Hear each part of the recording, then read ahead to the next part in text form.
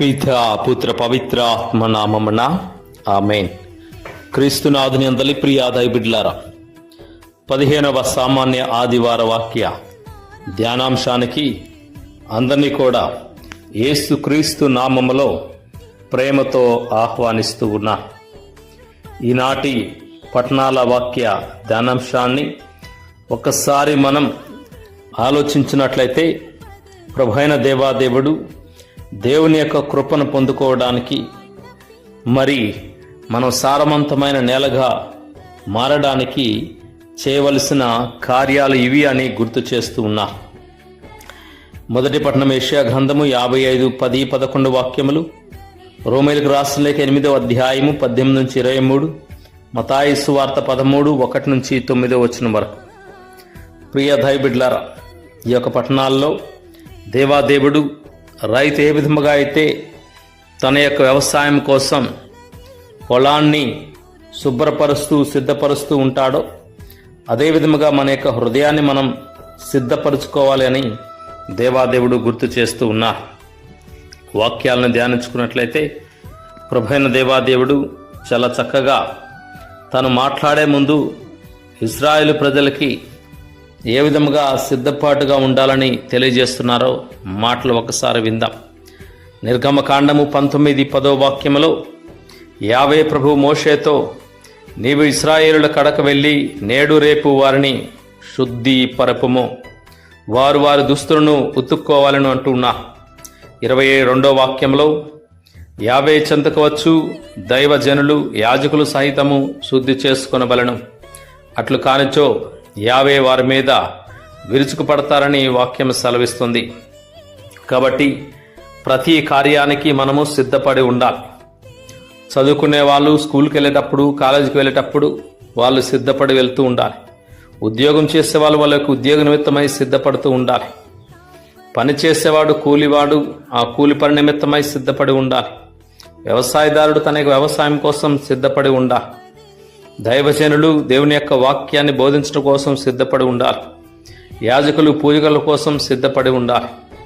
ప్రతి కార్యం మనం ప్రారంభిస్తూ ఉంటే సిద్ధపడి ప్రారంభించినప్పుడే అవి విజయవంతం అవుతాయని దేవాదేవుడు సెలవిస్తున్నారు. అటువంటిది దేవుని యొక్క వాక్యాన్ని సహితం వినడానికి, దేవుని యొక్క శరీరరక్తాన్ని స్వీకరించడానికి సహితము మనందరం కూడా సిద్ధపడి ఉండాలని భగవంతుడు గుర్తు చేస్తూ ఉన్నారు. మొదటి కొరింథీయులకు రాసిన లేఖ 11:28లో, కనుక ప్రతి వ్యక్తి ఆత్మ పరిశీలన గావించుకొని రొట్టెను తిని పాత్ర నుండి తాగాలి అంటున్నారు.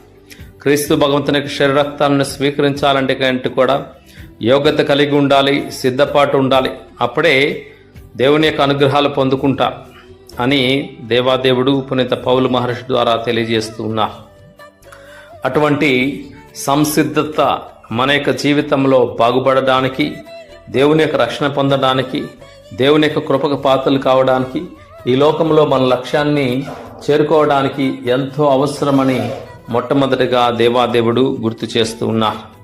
ఈనాటి మొదటి పట్టణంలో యెషయా ప్రవక్త పలికిన విధముగా, అదిగో ఆకాశము మరి దాని నుండి వచ్చే మంచు నీరు వర్ష రూపంలో ఏ విధముగా వచ్చి భూమిని తడుపుతూ ఉందో, అదే విధముగా దేవుని యొక్క వాక్కు కూడా ఎల్లప్పుడూ వృధా కాకుండా తన వంతు బాధ్యతను నిర్వహిస్తుందని దేవాదేవుడు గుర్తు చేస్తూ ఉన్నాడు.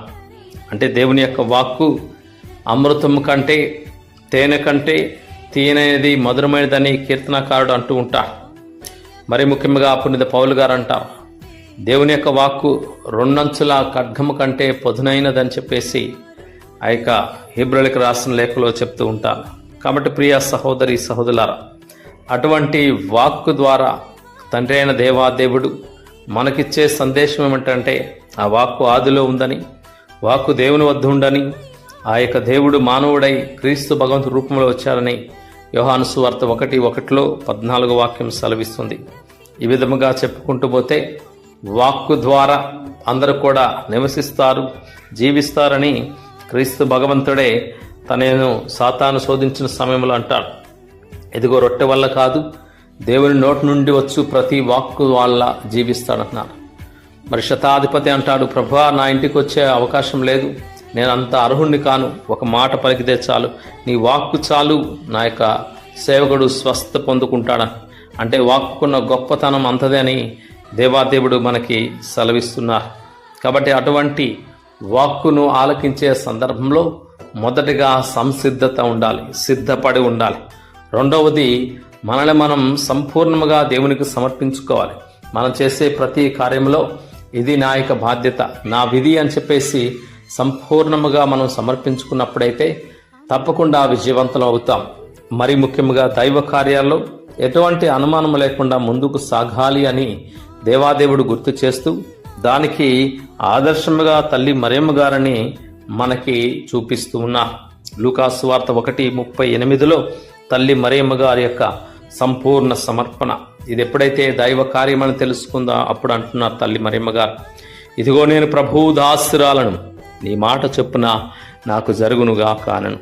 అంటే దేవుని యొక్క ప్రణాళిక ఇది, తల్లిదండ్రుల యొక్క మాట, పెద్దల యొక్క మాట, మన జీవితాన్ని బాగుపరిచే మాట అని తెలిసినప్పుడు తప్పకుండా మనల్ని మనం సంపూర్ణంగా సమర్పించుకొని దాని ప్రకారం జీవించడానికి ప్రయత్నాలు చేయాలని దేవాదేవుడు గుర్తు చేస్తూ ఉన్నా. ఈ విధముగా దైవ కార్యాల్లో అనేక మంది విశ్వాసానికి మూల పురుషుడు అబ్రహాము గారు కూడా ఇదిగో దైవ కార్యము నువ్వు ఈ విధముగా చేయమంటే తనను తాను సంపూర్ణంగా సమర్పించుకొని వెళ్ళాడు. దేవుని యొక్క మాట ప్రకారం వృద్ధి చెందాడు. విధముగా పవిత్ర గ్రంథంలో అనేక మంది దేవుని యొక్క మాటను ఆలకించిన వాళ్ళు ప్రతి ఒక్కరు కూడా గొప్ప గొప్ప అనుగ్రహాలు, అద్భుతాలు చేయగలిగారు.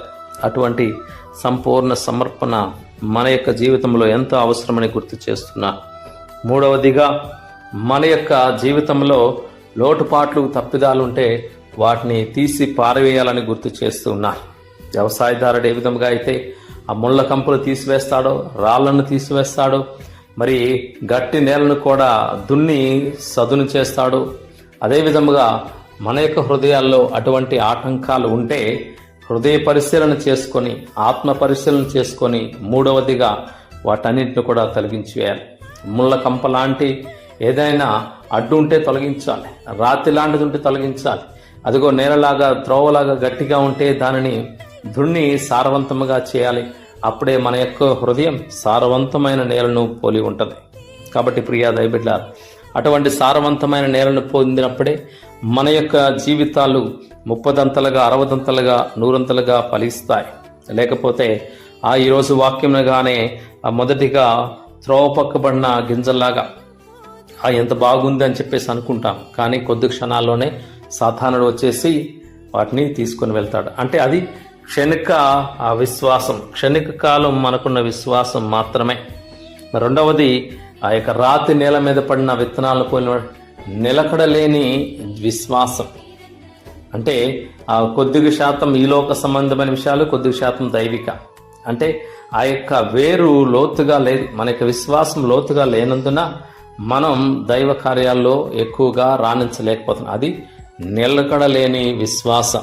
మూడవదిగా, మన యొక్క జీవిత విధానంలో ఆ ముళ్ళ కంపుల్లో పడిన విత్తనాలు ఏమిటయ్యా అంటే మన యొక్క జీవితాన్ని అణిచివేసే ఆ యొక్క కార్యాలు. మన యొక్క విశ్వాసం అణిచివేయబడుతుంది. దేనివల్ల? డబ్బు వల్ల, అహంభావం వల్ల, గర్వం వల్ల, పేరు వల్ల, ప్రతిష్ట వల్ల, రకరకాలైన ఆ యొక్క ఆలోచన వల్ల, ఈలోక సంబంధమైన వ్యామోహాల వల్ల మన యొక్క విశ్వాసము అణిచివేయబడి మనం విశ్వాసంలో రాణించలేకపోతున్నాం.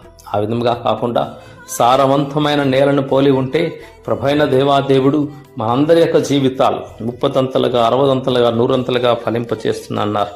వాక్యానుసారం జీవిస్తూ దేవుని యొక్క కృపను పొందుకోవడానికి భగవంతుని మనస్ఫూర్తిగా వేడుకొందాం. ఎందుకంటే దేవాదేవుడు అంటూ ఉన్నారు, రోమీయులకు రాసిన లేఖ 8:18 మనం పడుచున్న కష్టాలకు మనకు ప్రత్యక్షం చేయబడుచున్నవి, అవి దేవుని యొక్క మహిమలో ఎంత మాత్రమూ పోల్చదగినవి కాదు. ఇప్పుడున్న ఈ కష్టాలు, బాధలన్నింటినీ కూడా దేవుని యొక్క మహిమ కార్యాల గురించి పోల్చడానికి కాదు అని దేవాదేవుడు గుర్తు చేస్తున్నారు. కాబట్టి సారవంతమైన నేల ఎందు పడిన విత్తనాల వల్లే మన యొక్క జీవితాలు కూడా ఎల్లప్పుడూ సారవంతముగా ఉండి 100ంతలుగా ఫలించే గొప్ప భాగ్యం కోసం ప్రభువైన దేవాదేవుని మనస్ఫూర్తిగా వేడుకుందాం. ఎవరైతే ఈ యొక్క వాక్యాన్ని వింటున్నారో వారందరి కుటుంబాలు ఎల్లప్పుడూ దేవుని యొక్క కృప అనుగ్రహాల ద్వారా దీవించబడాలని త్రిత్వాయిక సర్వేశ్వరుని నామములో అడిగి వేడుకొనుచున్నాము తండ్రి, ఆమేన్. ప్రభువు మీతో నుందురుగాక, మీ ఆత్మతోనూ ముందురుగాక. సర్వశక్తి గల సర్వేశ్వరుడు పితా పుత్ర పవిత్ర ఆత్మ దేవుడు ఈ యొక్క వాక్యాల ద్వారా మనందరినీ ఎల్లకాలం దీవించి సారవంతమైన నేలగా తయారు చేసి తన యొక్క వాక్కు ద్వారా నూరంతలుగా ఫలింప చేయుదురుగాక. Amen. Praise the Lord. Hallelujah, hallelujah, hallelujah.